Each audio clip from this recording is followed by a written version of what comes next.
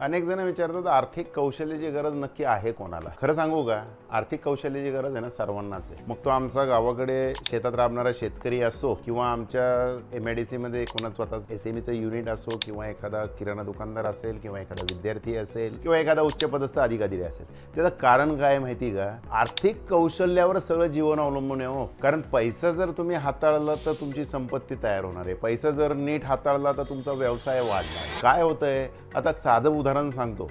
Plumber असेल किंवा wireman असेल, तो त्याच्या कामात इतका एक्सपर्ट आहे, पण त्या बिचाऱ्याला आलेले पैसेच कळत नाही कुठे घालवा. आणि मग ते काहीतरी आपल्या जिल्ह्यात घडलेले प्रकरण आपण ऐकतो, कुठेतरी सिस्पेत पैसे गेले, अजून कुठेतरी तिसऱ्या ठिकाणी पैसे गेले. हे झालं गुंतवणुकीच्या बाबतीमध्ये. आता दुसरी पुढची गोष्ट सांगू का तुम्हाला, आपल्या मुलांची शिक्षण करून त्यांना वाढवायची, त्यांना इतर कौशल्य द्यायची, तिथेही पैसा लागतोच आहे. त्याच्याशिवाय चांगलं शिक्षणच आज मिळत नाहीये.